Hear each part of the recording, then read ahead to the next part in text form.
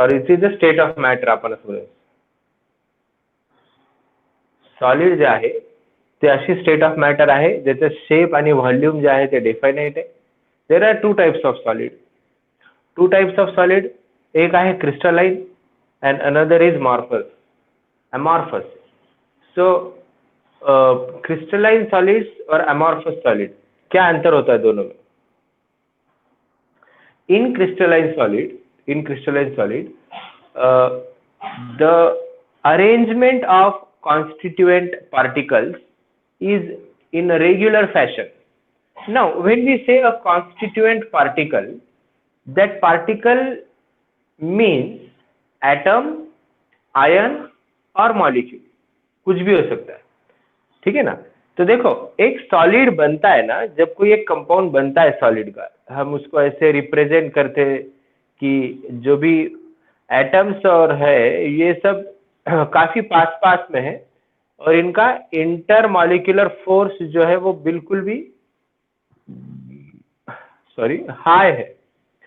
सो inter molecular force बोलेंगे, sorry, inter atomic force बोलेंगे या इंटर पार्टिकल फोर्स बोलेंगे.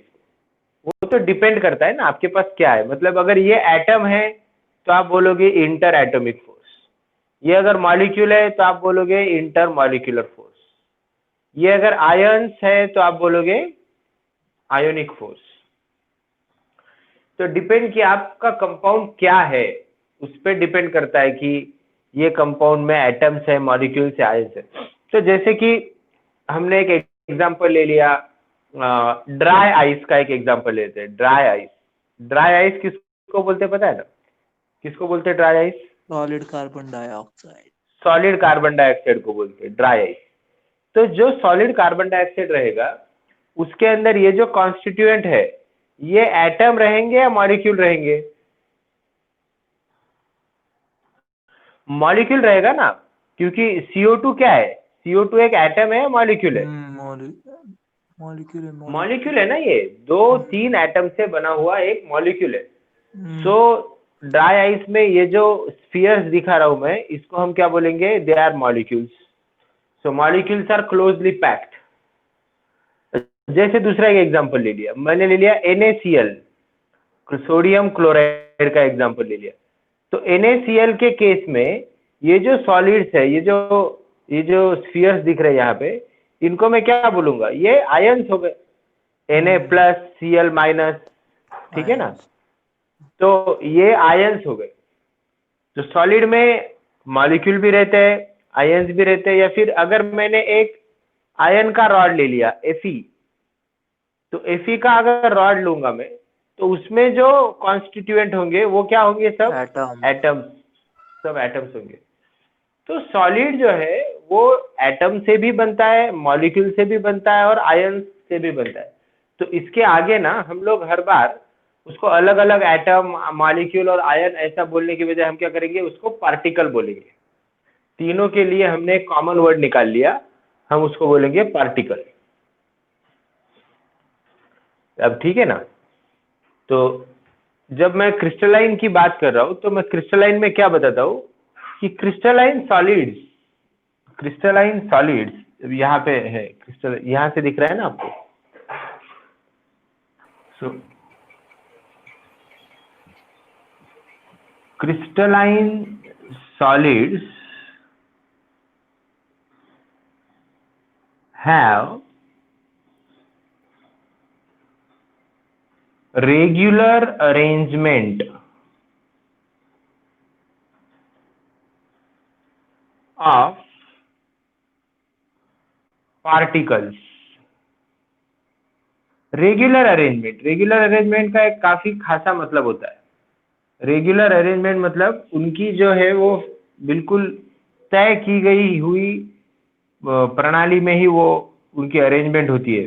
फॉर एग्जाम्पल, ये एक कोई कॉन्स्टिट्यूएंट पार्टिकल है और ये एक दूसरा है कोई, फिर ये तीसरा है कोई,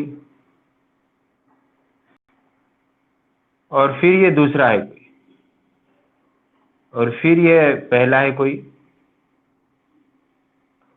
और फिर ये दूसरा है कोई, और ये है फिर से एक कोई, और ये फिर एक है कोई। तो इस तरह से सब जो पार्टिकल्स है वो अपने अपने, देखो एक डार्क है, एक हॉलो, फिर एक डार्क, फिर एक हॉलो, फिर एक डार्क, तो ये रेगुलर अरेंजमेंट हो गई ना। डार्क के बगल में एक हॉलो, फिर एक डार्क, फिर एक हॉलो, फिर एक डार्क, फिर एक हॉलो, फिर एक dark. I can do this a whole day. Do you sir want me to आपल्याला do this lecture whole day? करायचंय. So what I am doing now? तुम्ही ते डार्क हॉलो किती वेळचं आप तो करताय? मजा कर रहे हो अभी तो.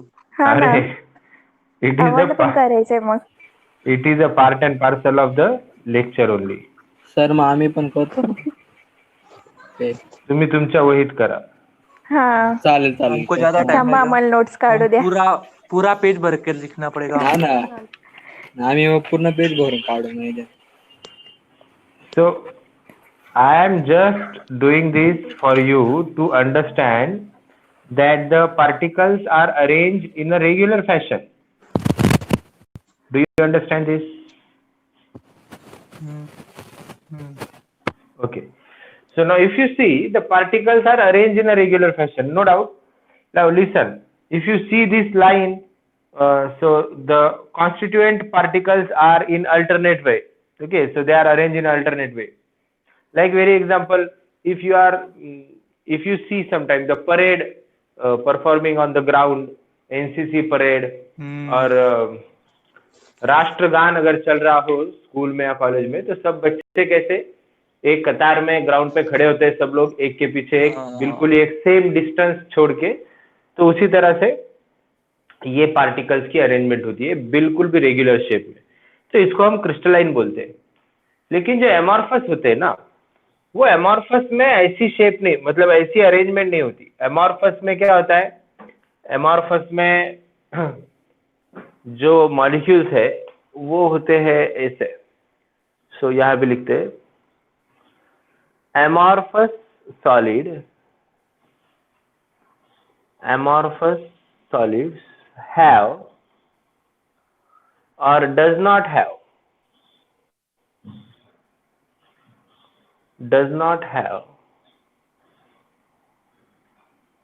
रेगुलर अरेंजमेंट, या फिर इसको ऐसे भी कर सकते हैं कि does not, amorphous solids have irregular arrangement, है ना, irregular arrangement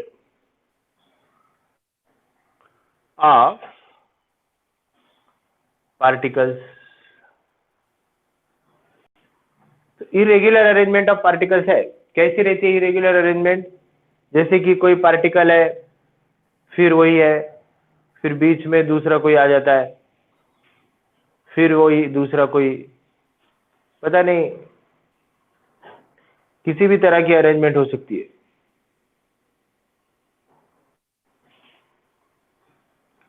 There is no particular way or pattern of amorphous solids.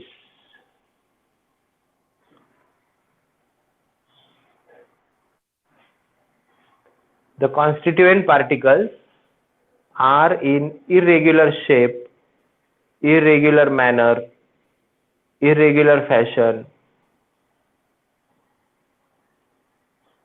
like this.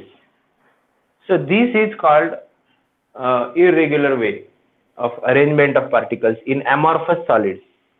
But in crystalline solids, they are irregular. What is another point of difference between them? So because of the regular arrangement, the crystalline solids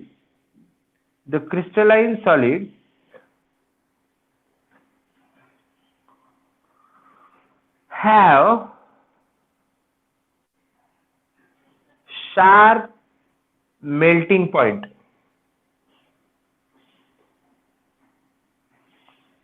Crystalline solids have sharp melting point.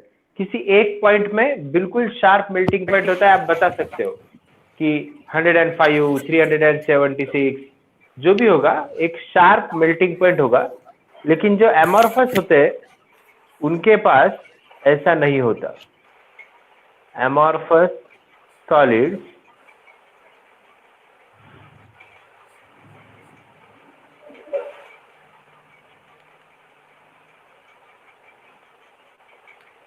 melts in wide range of temperature। जो amorphous solid है वो wide range of temperature में क्या होते हैं, melt होते हैं। उनका कोई स्पेसिफिक या शार्प मेल्टिंग पॉइंट नहीं होता। ये ऐसे मतलब 50 से 60 के बीच में मेल्ट होगा, ऐसे आप रेंज बता सकते हो। सो 76 टू 90 में मेल्ट होगा, 90 टू 100 में मेल्ट होगा। तो इसकी एक रेंज होती है, कोई शार्प मेल्टिंग पॉइंट नहीं होता। आपने ऐसा कह सकते कि ये इसी टेम्परेचर पे मेल्ट होने वाला है। तो एमॉर्फस में ऐसा कोई शार्प मेल्टिंग पॉइंट नहीं होता, लेकिन क्रिस्टलाइन में एक शार्प मेल्टिंग पॉइंट होता है। ठीक है, ये सबसे जरूरी। क्रिस्टलाइन सॉलिड के कुछ प्रॉपर्टीज होते हैं जो कि एमॉर्फस में नहीं दिखते। ठीक है, क्रिस्टलाइन सॉलिड में उनकी अरेंजमेंट से कोई शेप बनता है।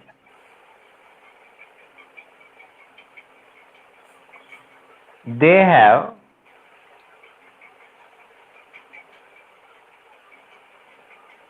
perfect shape, but amorphous solid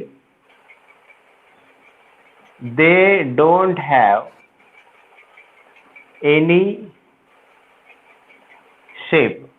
जब मैं शेप की बात कर रहा हूं तो मैं शेप उसका आउटर शेप नहीं बोल रहा हूं, आप किस प्रकार का शेप उसको देते हो वो शेप की बात नहीं कर रहा हूं।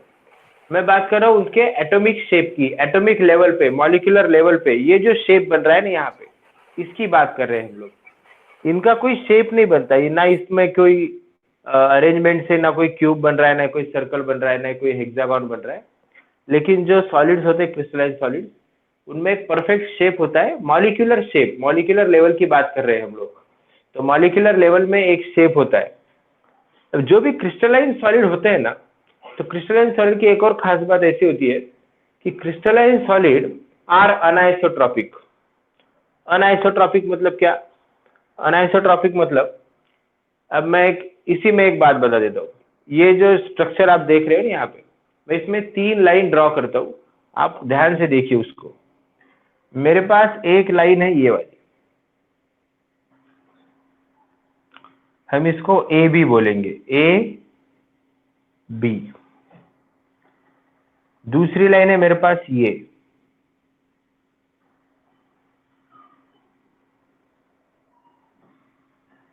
है सी डी।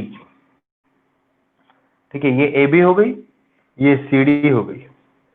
और तीसरी लाइन मैं निकालता हूं मेरे साथ यहां से ई, और ये रही एफ। ठीक है, तो तीनों लाइन अगर आप देखोगे तो आपको ऐसा पता चलेगा कि जो ए बी लाइन है उसमें एटम्स की अरेंजमेंट अलग है। एटम्स की अरेंजमेंट कैसी है? एक डार्क है, एक हॉलो है, एक डार्क है, एक हॉलो है, एक डार्क, एक हॉलो, अल्टरनेटिव है।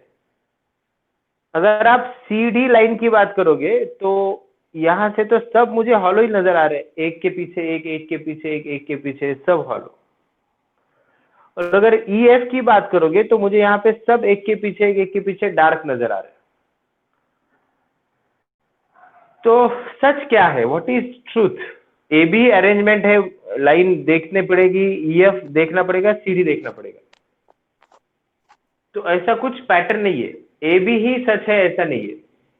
इसी को हम बोलते हैं अनाइसोट्रॉपी। इसी को हम बोलते हैं अनाइसोट्रॉपी। अनाइसोट्रॉपी, अनाइसोट्रॉपी मतलब क्या? Some properties of crystal changes when we change the direction. अगर हम डायरेक्शन को चेंज कर लेते तो कुछ प्रॉपर्टीज जो होती है क्रिस्टल की वो चेंज होती है, और उसी प्रॉपर्टी को हम बोलते हैं अनाइसोट्रॉपी। the tendency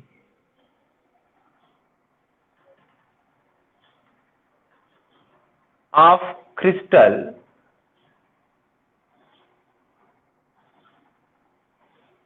to change the properties like refractive index,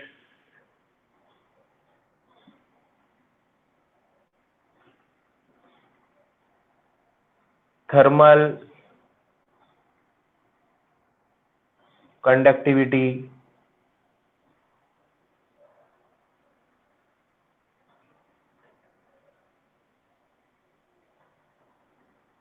etcetera. तो कुछ प्रॉपर्टी चेंज होती है क्रिस्टल की, जैसे कि रिफ्रैक्टिव इंडेक्स चेंज हो गई, जैसे कि थर्मल कंडक्टिविटी चेंज हो गई। कैसे? डायरेक्शन बदलने से ही सिर्फ। So the tendency of crystal to change the properties like refractive index and thermal conductivity etc is called anisotropy। ठीक है ना? तो अनाइसोट्रॉपी मतलब देखने वाले के ऊपर है कि आप कहां से देख रहे है ना। तो एक कप होता है, कप पता है ना आपको, जिससे हम चाय पीते हैं। वो कप अगर मैं आपको बताऊं कि इसकी शेप क्या है, तो आप कैसा बोलोगे? कप की शेप कैसी होती है? कप की शेप होती है सिलेंड्रिकल, हेलो।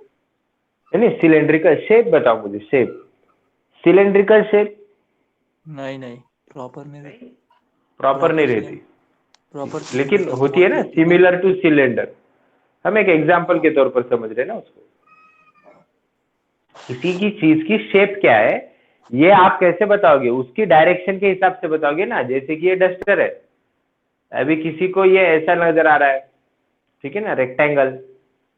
लेकिन जो ऐसे देख रहा होगा, जो अगर कोई इंसान इस साइड में खड़ा है और वो डस्टर को देख रहा है, तो उसके लिए तो डस्टर का सिर्फ ये पोर्शन नजर आ रहा है, तो वो तो अलग शेप बताएगा ना डस्टर की।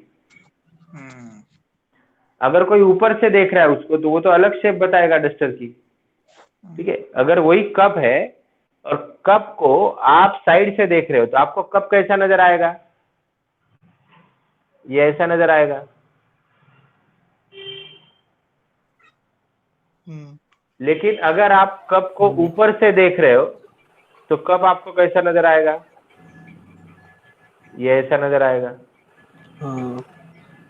ऊपर से देख रहे हो अंदर ना, चाय तो भरी होगी ना, अंदर चाय भी दिखेगी। नहीं, खाली पड़ा हुआ है, तो ऐसा नजर आएगा। एक सिर्फ सर्कल दिखेगा। अब मैं पूछूंगा कप का शेप क्या है, तो कुछ बच्चे बोलेंगे ये, कुछ बच्चे बोलेंगे ये, क्योंकि कुछ अलग डायरेक्शन से देख रहे हैं। अगर और भी अलग डायरेक्शन से देखा जाए, तो कोई बच्चों को ये कप ऐसा भी नजर आ सकता है। नीचे से भी देख सकते हैं ना। हाँ, तो अलग अलग डायरेक्शन से उसकी प्रॉपर्टीज, उसकी शेप चेंज हो रही है। इसी को हम बोलते हैं अनाइसोट्रॉपी। लेकिन ये बाहरी शेप की बात नहीं कर रहे हैं, हम मॉलिक्यूलर लेवल पे बात कर रहे हैं, एटॉमिक लेवल पे बात कर रहे हैं कि वहां पे उसकी शेप, उनकी अरेंजमेंट, उनकी प्रॉपर्टीज क्या है। इसी टेंडेंसी को, इसी प्रॉपर्टी को अनाइसोट्रॉपी बोलते हैं, जो सिर्फ क्रिस्टल में होती है, एमॉर्फस में नहीं होती है। सो अनाइसोट्रॉपी ये सिर्फ क्रिस्टलाइन सब्सटेंस ही दिखा सकते हैं, एमॉर्फस नहीं दिखा सकते, क्योंकि इनके पास तो कुछ है ही नहीं। हम एमॉर्फस का स्टडी नहीं करेंगे, चलो छोड़ दो।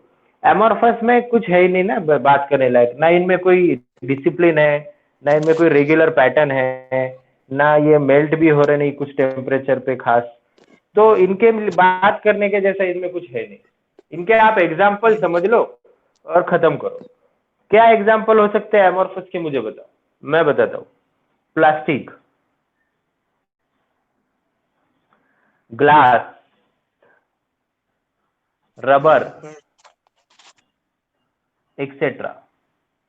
ये एग्जाम्पल है किसके? एमॉर्फस सॉलिड की। और क्रिस्टलाइन सॉलिड की तो बात ही अलग है। क्रिस्टलाइन सॉलिड के एग्जाम्पल क्या आते हैं? यहाँ पे मैं लास्ट लाइन लिखूंगा, मुझे लगता है कि दिखनी चाहिए, दिख जाएगी। एग्जाम्पल देखो, साल्ट NaCl, शुगर क्रिस्टलाइन है, जिंक ऑक्साइड क्रिस्टलाइन है।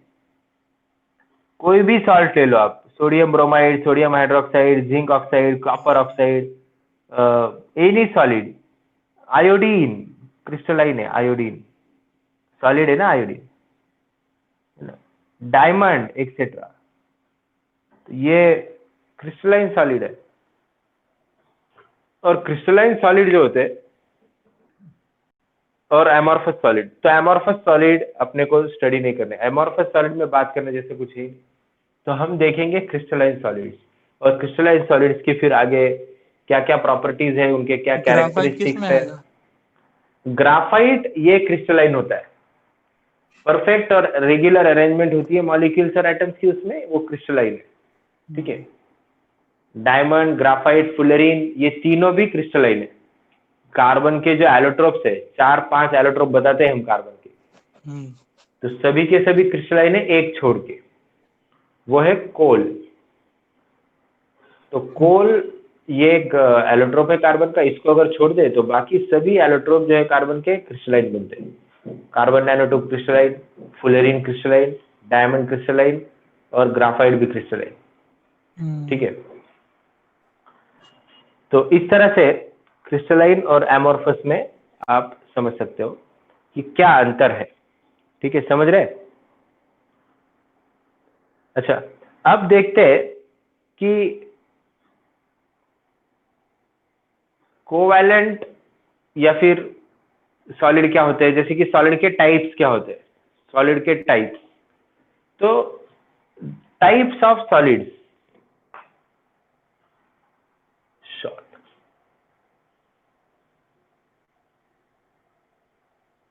Types of solids. So solid के टाइप में पहला आता है मॉलिक्यूलर सॉलिड,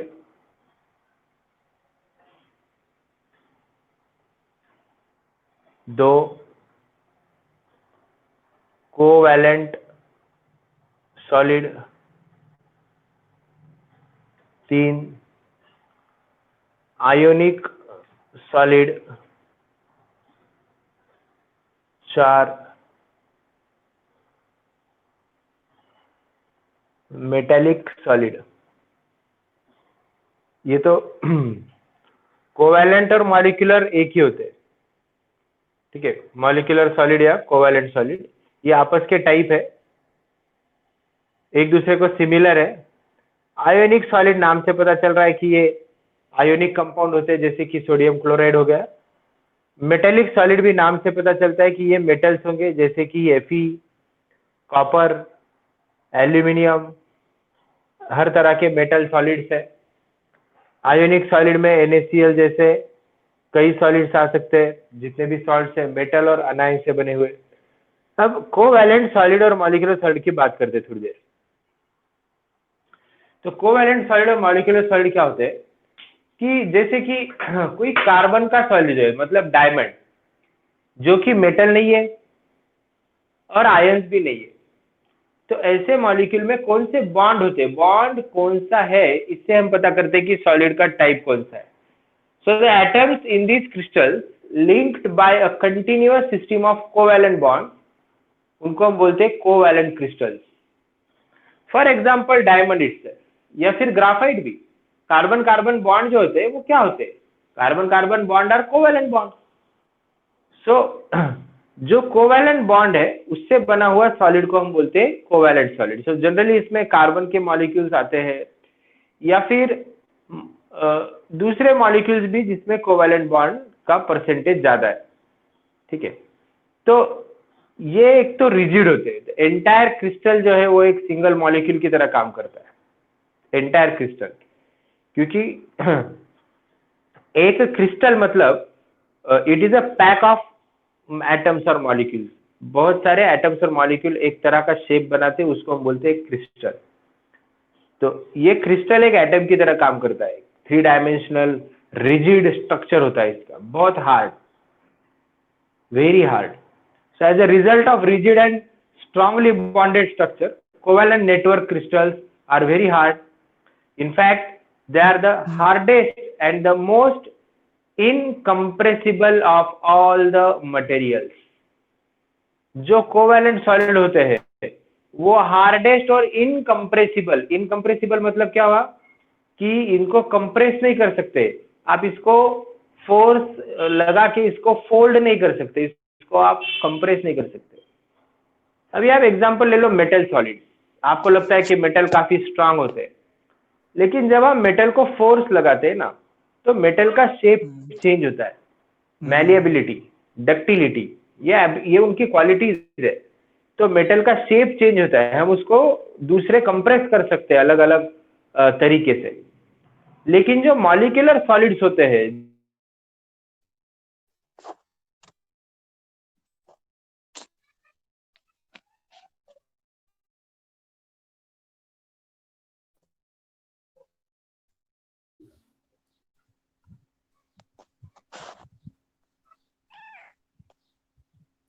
आवाज आ रही मेरी? येतोय हाँ येतोय. येते.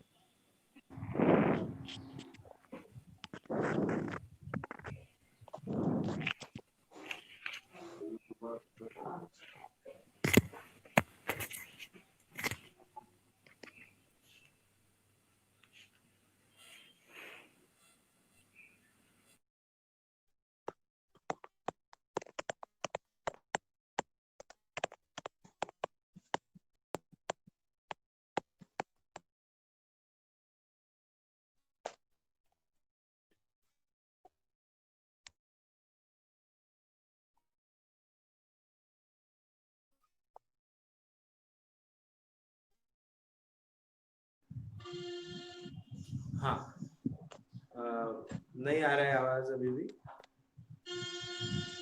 सर जाऊ दे, येते आवाज पण येतोय येतोय. येतोय. हाँ आएगा। हो. तो आला आवाज. क्या बात कर रहे थे हम लोग? टाइप्स. कोवैलेंट सॉलिड की। कोवैलेंट सॉलिड जो होते हैं इनकम्प्रेसिबल, उनको आप कंप्रेस नहीं कर सकते। मॉलिक्यूलर सॉलिड, उनको आप कंप्रेस नहीं कर सकते, वो टूट जाएंगे। देखो टूटना अलग बात होती है, कंप्रेस नहीं करना मतलब इसकी बात अलग है। स्ट्रांग क्या है, मैं आपको एक लकड़ी देता हूं और मैं आपको एक मेटल देता हूं, लकड़ी टूट गई, मेटल टूटा नहीं, मेटल ने खुद को क्या कर लिया, बस फोल्ड कर लिया।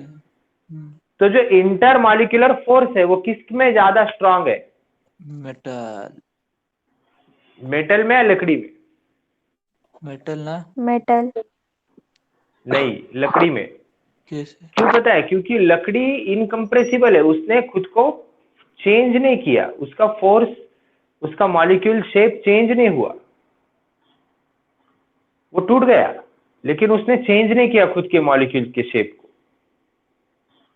लेकिन मेटल ऐसा नहीं करते, मेटल का शेप चेंज हो जाता है। तो मॉलिक्यूलर या फिर हम बोलते हैं कोवैलेंट सॉलिड्स, सबसे ज्यादा मेल्टिंग पॉइंट कोवैलेंट सॉलिड्स का होता है। मुझे बताओ किसी मेटल का मेल्टिंग पॉइंट इतना क्यों नहीं है जितना डायमंड का है? डायमंड का तो सबसे ज्यादा मेल्टिंग पॉइंट है, कितना? 1000 कुछ तो भी। नहीं, 4000। 4000। हाँ, 4-5 हजार के आसपास आता है। तो डायमंड का मेल्टिंग पॉइंट बहुत है। क्यों? क्योंकि कोवैलेंट सॉलिड है, मॉलिक्यूलर फोर्सेस काफी हाई होते हैं, बिल्कुल इनकम्प्रेसिबल होता है, उसको आप कितना भी कोशिश करो लेकिन वो कंप्रेस नहीं हो पाएगा। तो इस तरह से अलग अलग टाइप्स है, अलग अलग एग्जाम्पल और उनके अलग अलग प्रॉपर्टीज है, टाइप्स। आप, मुझे लगता है एक बार इसका ये नोट कर लो तो हम आगे जाते हैं।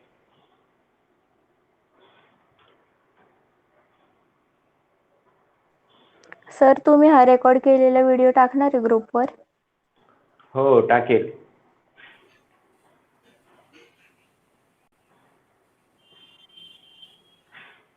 कितने MB का होगा सर फिर वीडियो? ते आता मला माहित नाही ना, आजच पहिल्यांदा आपण ट्राय। हो. ठीक है, ले लिया आपने, सबने नोट कर लिया?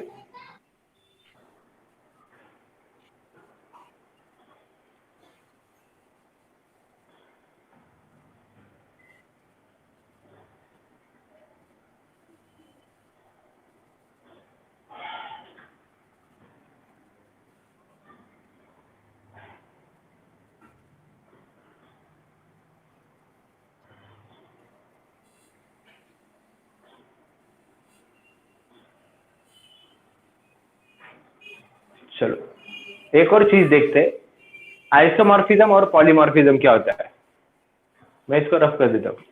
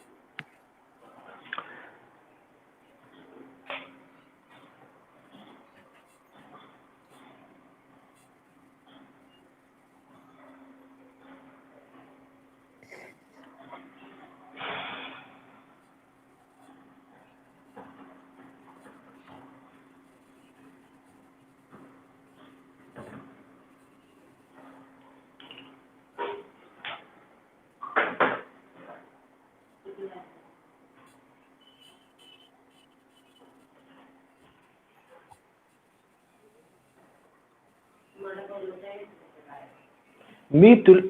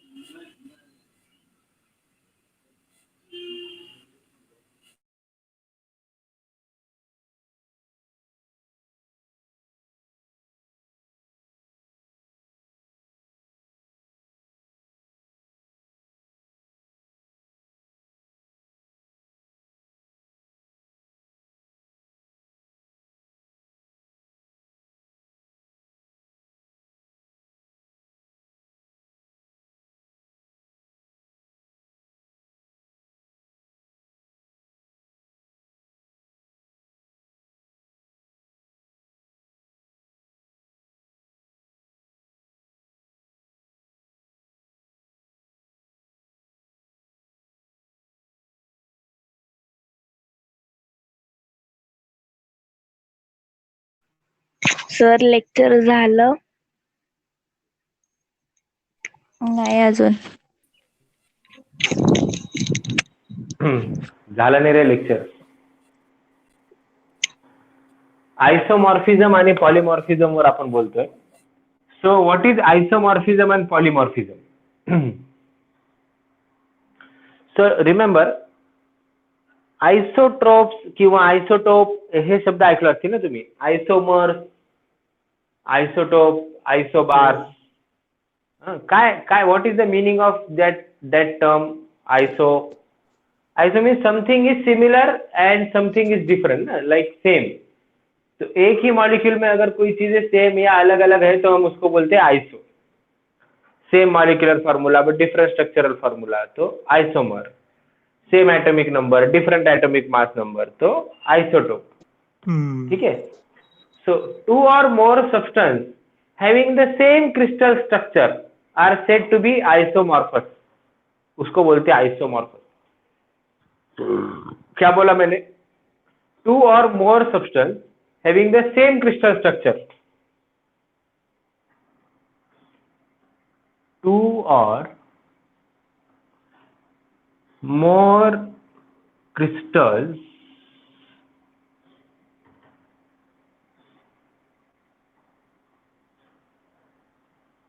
having same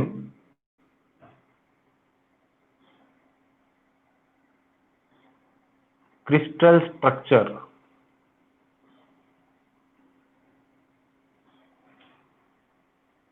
are called isomorphous, हम्म ठीक है, उसको बोलते हैं आइसोमॉर्फस।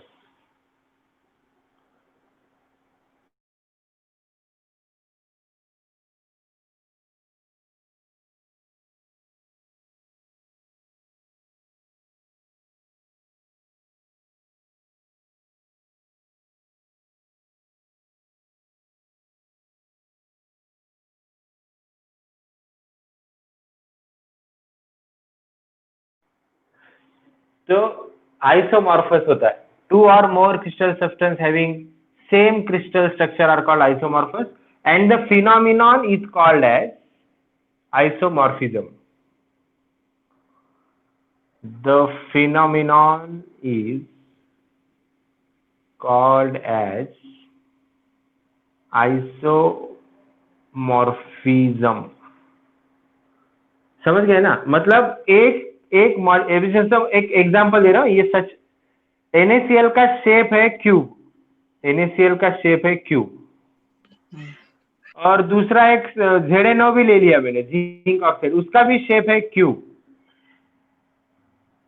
तो ये दोनों क्या हो गए? आइसोमॉर्फस हो गए, क्योंकि दोनों शेप क्या बता रहे हैं? क्यूब बता रहे हैं। क्यों? तो इसको बोलते हैं isomorphism.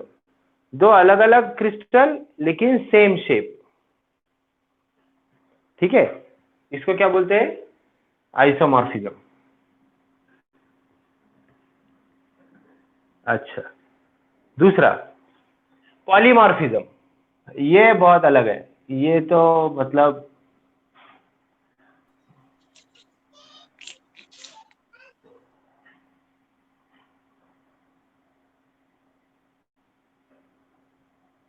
Single molecule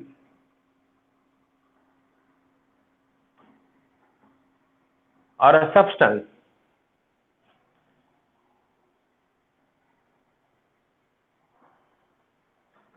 present in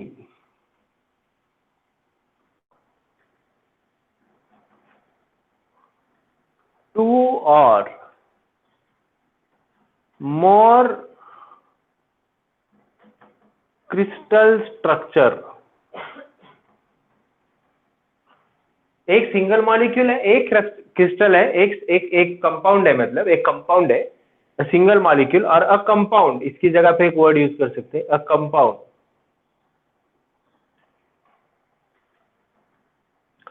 present in two और मोर क्रिस्टल स्ट्रक्चर, टू और मोर क्रिस्टल स्ट्रक्चर, टू और मोर क्रिस्टल फॉर्म, टू और मोर फॉर्म्स। जैसे कि मैंने वापस एग्जांपल देना है, NaCl है, NaCl एक क्यूब के फॉर्म में भी एग्जिस्ट कर रहा है और एक हेक्सागन के फॉर्म में भी एग्जिस्ट कर रहा है।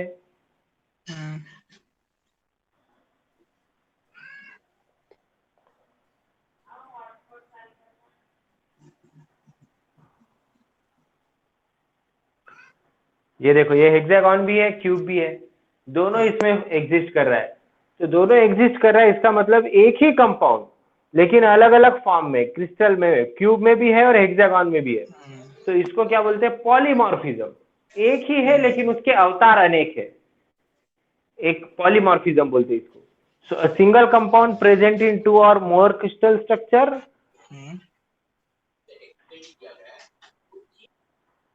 this property is called as polymorphism। is called polymorphism। खत्म। समझ गए? खत्म ना? जैसे कि विष्णु है ना, विष्णु के 10 अवतार है, तो क्या हो गया? ये पॉलीमॉर्फिज्म, एक ही भगवान के 10 अवतार। नोबल ट्यूटोरियल्स की 2 ब्रांच है ना, एक ये वाली, एक वो वाली। हाँ, वही नोबेल की 2 ब्रांच, वही पॉलीमॉर्फिज्म। लेकिन इधर क्या है? दो अलग अलग लेकिन एक ही यहाँ पे, मतलब क्या? दो अलग क्रिस्टल लेकिन उनका एक ही शेप, एक ही जैसा सब कुछ, बेंच, उसको हम बोलते हैं। एक ब्राउन कलर का बेंच रहता है नोबल ट्यूटोरियल्स में, एक व्हाइट कलर का बेंच रहता है वो वाले नोबल ट्यूटोरियल्स में। हाँ, उसको आप बोल सकते हो केला ना, तो उसको आप बोल सकते हो क्या, आइसोमॉर्फिज्म। ये हो गया फिर पॉलीमॉर्फिज्म, ये हो गया आइसोमॉर्फिज्म। तो एक ही क्रिस्टल अगर अलग अलग फॉर्म में एग्जिस्ट कर रहा है, एक ही कंपाउंड अलग अलग फॉर्म में एग्जिस्ट कर रहा है, उसको पॉलीमॉर्फिज्म बोलेंगे। एक दो अलग अलग कंपाउंड का एक ही शेप है तो दोनों को हम बोलेंगे ये आइसोमॉर्फिज्म है। जैसे कि मैं एग्जांपल देता हूँ, जैसे कि राम और कृष्ण दोनों किसके अवतार है, विष्णु के अवतार है ना दोनों भी। तो ये आइसोमर्स हो गए, दोनों सेम है, अलग होके भी सेम है। ये राम है ये कृष्ण है, लेकिन दोनों एक ही फॉर्म है विष्णु, तो ये हो गया आइसोमर्स। ठीक है, तो आइसोमर्स और पॉलीमॉर्फिज्म, आइसोमॉर्फिज्म और पॉलीमॉर्फिज्म, इसमें ये अंतर होता है, आइसोमॉर्फिज्म और पॉलीमॉर्फिज्म। समझ गए आपको? चलिए तो खत्म करते हैं खत्म करते हैं फिर इसी के साथ। एक आगे का टॉपिक ले लेते हैं ना फिर। नको ना सर, समय समाप्ति की घोषणा हो 8 चुकी है। वाजले। समय समाप्ति की घोषणा हो चुकी है। स्कूटर हाँ बच ना। गया। ये श्रीमती घड़ी जी अभी वो बोंगा नहीं बजाना, वो केबीसी में बजता है ना लास्ट में, तो शो खत्म कर देते हो। तो हाँ अभी तो बच नको. गया ना। कम कर दे। आम्ही वाजवतो, थांबा. आपको सुनाई नहीं आम्ही दिया वाजू का? आपको सुनाई नहीं दिया शायद। ठीक है चलो कोई बात नहीं, मुझे लगता है आज Attendance. ज्यादा भूख लगी आपको। हाँ. हाँ बहुत ज्यादा भूख लगी है। बहुत ही ज्यादा। ठीक है चलो फिर एक बार अटेंडेंस ले लेते हैं। ये आज का हाँ। टॉपिक आपको समझ गया, सिंपल टॉपिक था। इसका भी एक मॉडल, आप स्क्रीनशॉट ले लो इसका। तो सर रिकॉर्डिंग है ना, बस ना आला। हाँ, लेकिन रिकॉर्डिंग अभी पहली बार कर रहे हैं ना, पता नहीं कैसे आएगी। मेरे पास रेंज नहीं है इसलिए क्लियर नहीं आ रहा। हाँ मैंने ले लिया, मैं सेंड करता हूँ। हाँ सेंड। ठीक है तो करते हैं, अटेंडेंस ले लेते हैं एक बार। और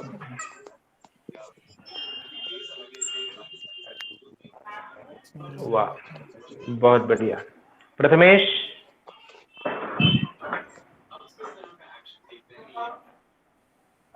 प्रथमेश प्रथमेश क्या बाहर गया है, भी वापस अंदर है? बोलना प्रथमेश सर। प्रेजेंट है। Kevin, present. केविन प्रेजेंट है। Harshal, present present. Harshal present है। Rohan, present sir. रोहन भी प्रेजेंट है। Nupur, present sir. Sorry Snehal, present sir. Dhadkan, Anjali Roy, present sir. Sir कल मैं प्रेजेंट थी, आपने एब्सेंट डाला है। कल तुम नहीं थी ना प्रेजेंट? प्रेजेंट थी ना सर। सर कुठे असते अटेंडन्स सांगा ना.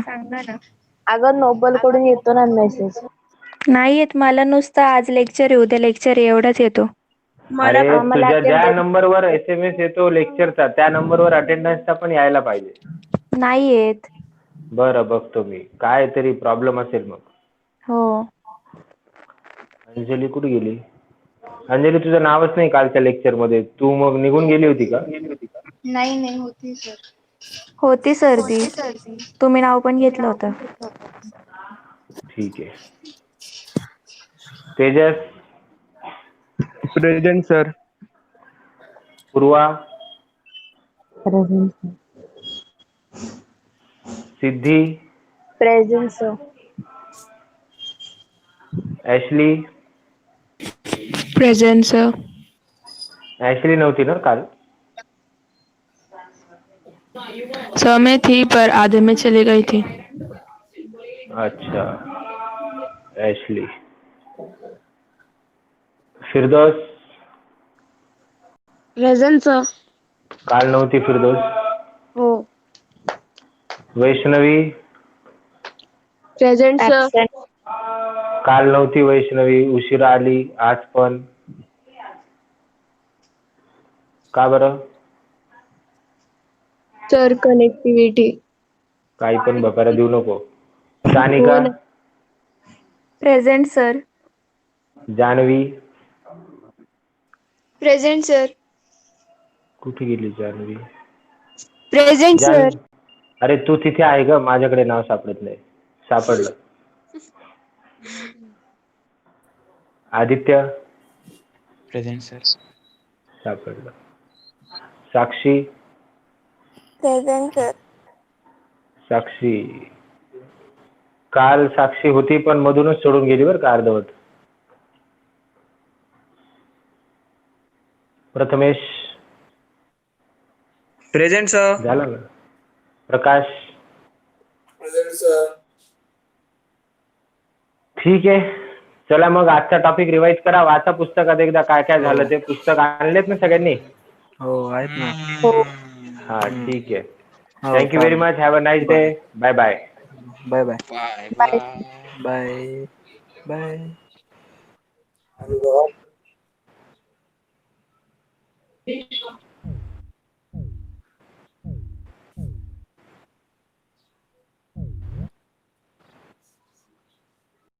रोल बोल क्या हुआ? हाँ वही कर ही रहा हूँ. उसमें वो लिखा रहा है 2 ऑप्शन आ रहे हैं एनरोलमेंट में. स्टूडेंट प्रोफाइल क्या हुआ?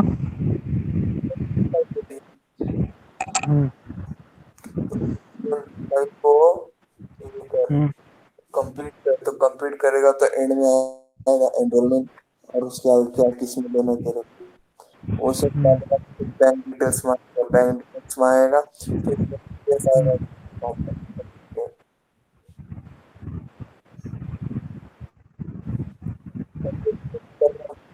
इसमें अगर एरर दिखाएगा बैक मत जाना, रुके रहना, थोड़ी देर बात करना. हाँ वही देख रहा भी आया तो है. मेरा एडमिशन हो गया तो फिर लॉगिन नहीं हो रहा. तेरा हो गया ना?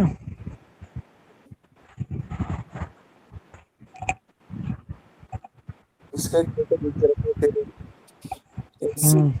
और इसका. भेजता. अरे अब अपने पास स्टूडेंट फोटो एलसी का और उसको क्या बोलते हैं रिजल्ट का. रिजल्ट क्या करना उसको. 11वीं का रिजल्ट ना. और एलसी कब का? एलसी अरे 10वीं का रे. अब किसमें स्टूडेंट प्रोफाइल में जाओ ना. हाँ उसमें प्रोफाइल एनरोलमेंट पे क्लिक कर. किया. क्या आया? कोर्स एनरोलमेंट और enrolment list. Course enrolment click कर. किस पे? Course enrolment. हाँ किया. क्या आया? अब profile not completed. Profile complete कर फिर होगा. कोणती होई ना स्टूडेंट प्रोफाइल. पूरे है 5-6 पेज की. उसके बाद लास्ट पेज आएगा एडमिशन फॉर्म का, खुलेगा उस पे कर देना. आ ही नहीं रहा है मेरा.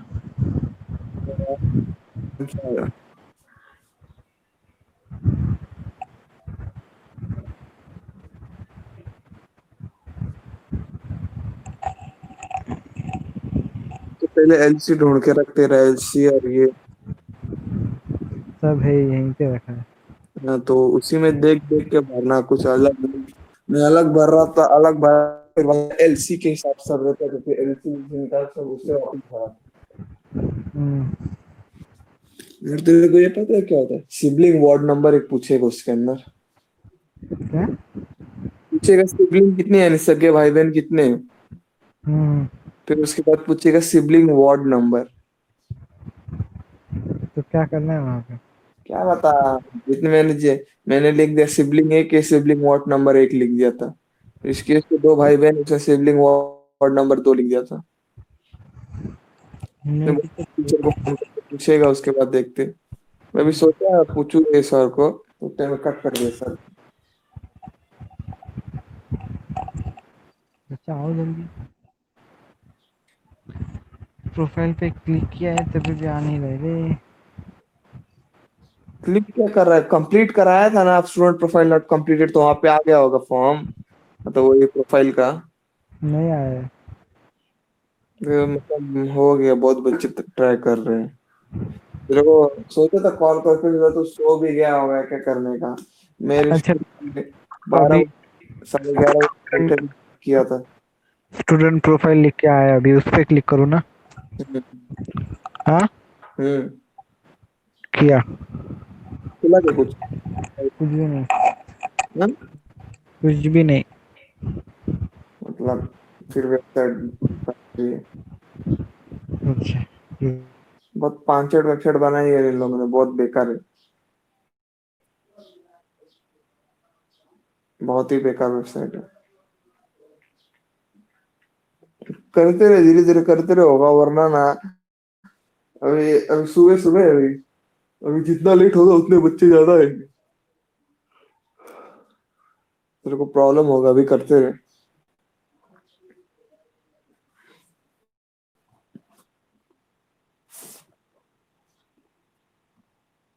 हेलो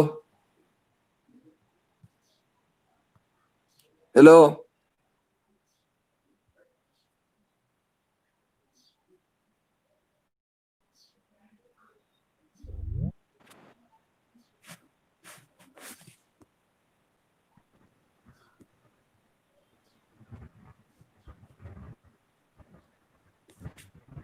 हुआ क्या रोहन? नहीं। कुछ नहीं खुल रहा क्या? हम्म, वो स्टूडेंट एनरोलमेंट क्लिक करने के बाद बता रहा था ना, तो कुछ खुल ही रहा था क्या? मतलब प्रोफाइल नॉट कंप्लीटेड, तो कुछ खुला नहीं क्या पेज में?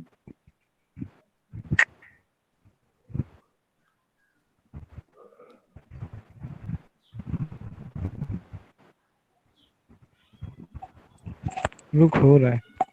हम्म,